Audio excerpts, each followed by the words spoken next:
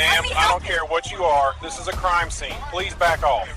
EMS hasn't arrived. You are required to allow emergency Last care. warning, step back now or you'll be detained. Then call your supervisor, because if he dies, that's on you. So what happens when the person with the power to save a life comes face to face with an officer who doesn't even know the rules of his own job? Well, we're about to find out. This is a story about an 8-minute standoff where every single second counted, and one bad assumption almost cost a man his life. Can you imagine saying those words? That was the desperate plea from Dr. Nia Brooks. She's a trauma specialist who, just by chance, stumbled upon a medical emergency on her way home from a grueling 12-hour shift. She saw a man on the street, unconscious, clear head trauma, life-threatening stuff. Her training just took over, but when she went to help, she was stopped by a line of yellow police tape. And that was the response she got from Officer Cole Turner. Those words, right there, they set the stage for this entire disaster. You have a doctor trying to provide life-saving care and an officer enforcing a rule that, as we're about to see, he completely misunderstood. All right, so let's dig in and take a closer look at the two people at the absolute heart of this confrontation. Their backgrounds could not be more different, and that difference is everything when you're trying to understand how this situation just spiraled so completely out of control. I mean, just look at the massive gap in relevant experience here. On one side, you've got Dr. Brooks, an elite emergency physician trained at the best programs in the country with almost a decade of experience in exactly this kind of life or death moment.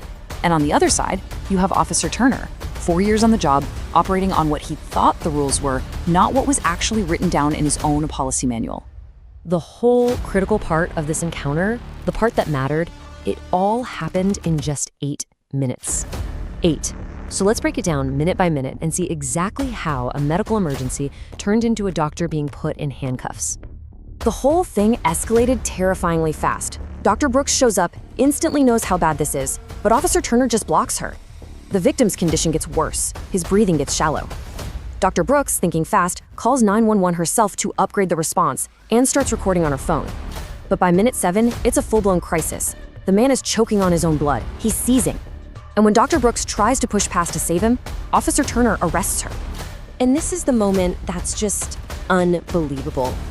The one person there with the skills to save this man's life was neutralized, arrested for interference. The crowd that had gathered started shouting, phones were out recording, and then, just 30 seconds later, the ambulance finally pulls up. And get this, the lead paramedic, who actually knew Dr. Brooks, was completely stunned to find her in handcuffs. So after all this, Dr. Brooks didn't just go home and write an angry post online. No, she filed a formal complaint, and she had her hospital's legal team right behind her. And what their investigation found wasn't just one officer's mistake. It was a deep systemic failure inside the entire police department. And here it is, the smoking gun. The investigation dug up Police Department Policy 4.17, a rule that was already on the books.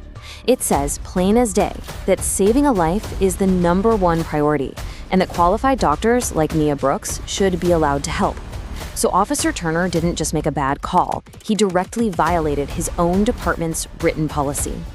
This right here, this gets to the absolute core of the problem. Officer Turner was running on an assumption, secure the scene no matter what. But the reality, the actual written rule, was the complete opposite. The policy he was supposed to be enforcing prioritized saving that man's life over everything else. He just didn't know it. This is just staggering. The internal investigations show that Officer Turner wasn't some kind of outlier.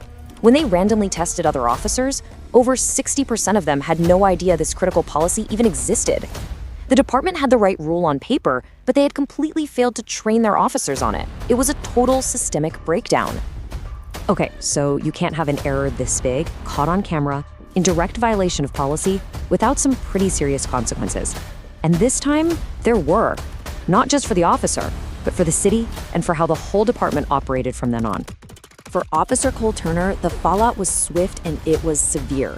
He was fired. The state actually prosecuted him for breaking the law and he pled guilty. The end result? A fine, community service, and he had to agree to never work in law enforcement again. His career was over, all because he didn't know his own rules. This whole incident also hit the city's wallet, and hard. The victim, Terrell Jackson, who thankfully survived, he filed a civil suit, and with all that video evidence, the city knew it had no choice. They settled for $285,000. But here's the thing. Something genuinely positive did come out of all this. As part of that settlement, the city was forced to act. They brought in mandatory annual training and testing on all their critical policies. And just look at the result. Complaints about officers interfering with medical care dropped by 73%. The policy didn't change. They just finally started training people on it. So why are we looking so closely at this one incident? Well, because the lessons from this 8-minute failure on a city street go way beyond just one doctor and one cop. They really get at the heart of accountability, knowledge, and what it takes to create real systemic change. So let's break down the big takeaways here. First, Dr. Brooks knew her rights. Second, she documented everything. That camera phone is a powerful tool for accountability. Third, she didn't just tweet about it. She filed a formal complaint and saw it all the way through. This whole case proves that a great policy is totally useless if no one is taught what it is. And finally, yeah, sometimes doing the right thing means taking a risk. And that really brings us to the final thought, doesn't it? This entire crisis happened because a good, life-saving policy was just sitting in a binder somewhere, unread. It really makes you wonder, how many other important rules are out there designed to protect us, but are completely unknown to the very people who are supposed to be enforcing them? So what happens when a doctor trying to save someone's life is stopped and actually put in handcuffs by a police officer? Well, we're about to dive into this incredible case study that really exposes the dangerous gap that can exist between the rules on paper and what actually happens on the street. And it reveals a problem that goes way, way beyond just one single confrontation. It really all boils down to this one absolutely chilling statement.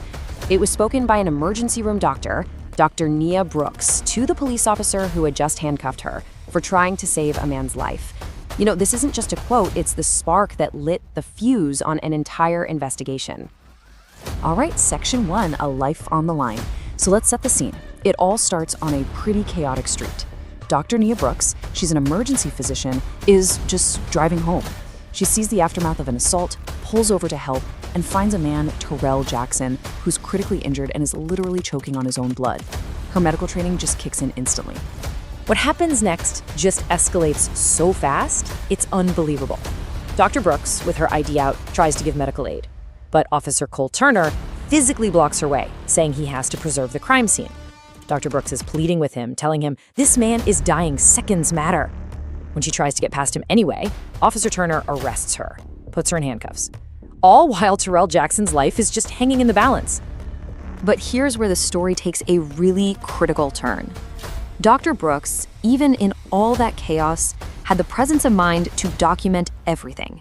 She started recording, she got the officer's full name, Cole James Turner, badge number 3742, and she had the backing of her hospital to seek some real accountability. This was not going to be swept under the rug. So now we get to section 2, policy versus practice.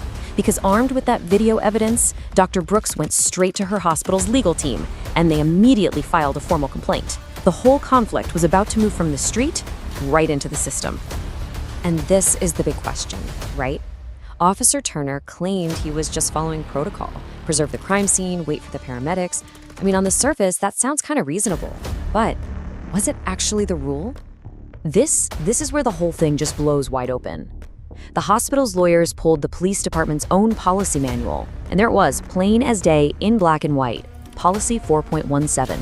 It explicitly says that saving a life takes priority over preserving evidence.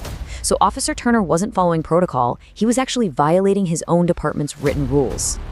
And believe it or not, the problem went even deeper than that.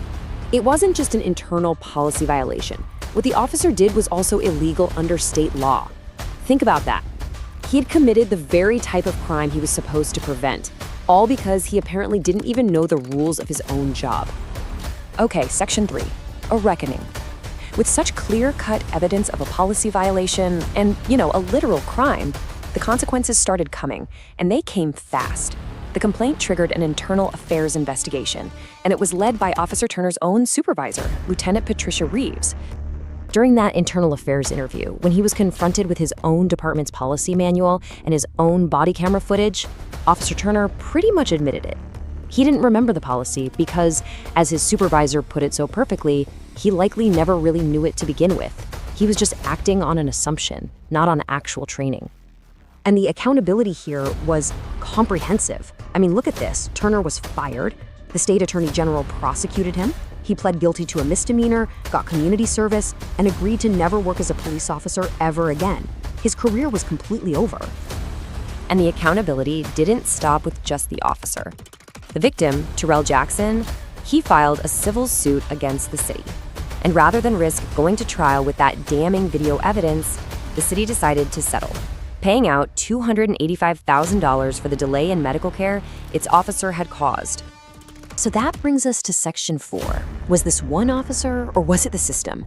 The internal investigation started to uncover something way more disturbing than just one officer's mistake. Lieutenant Reeves began to wonder, was Cole Turner just an outlier, or was he the norm? And the results were, well, they were shocking.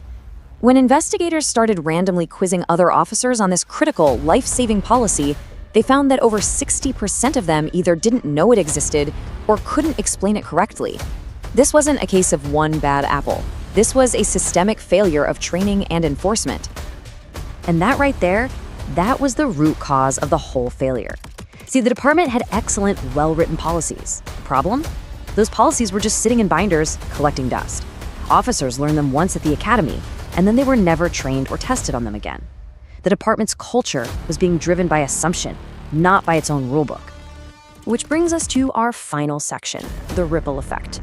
This is where one explosive incident ends up creating a huge wave of positive change. Because of what Dr. Brooks did, the department was forced to confront its systemic failure head on. As part of that civil settlement, the city had to agree to some major reforms. Now, every single officer has to go through annual training on critical policies.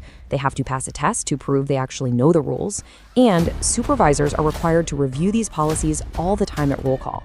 They were finally forced to close that gap between policy and practice. And the impact? It was undeniable. In the 2 years after these changes were put in place, complaints about officers interfering with medical care dropped by a staggering 73%. The rules had always been there. Now, they were finally being followed. At the end of the day, this whole story really gives us a clear, actionable playbook for accountability. First, know the rules that govern people in authority. Second, document everything. Video is so powerful. Third, you've got to follow through with formal complaints. And finally, demand enforcement, because a good policy that just sits on a shelf is totally meaningless. And let's not forget the person at the very heart of this. Terrell Jackson survived. Now, he did suffer some permanent effects from the trauma, but he is alive today. And he credits Dr. Brooks for fighting for him when every single second counted. So this leaves us with one final, really important question to think about.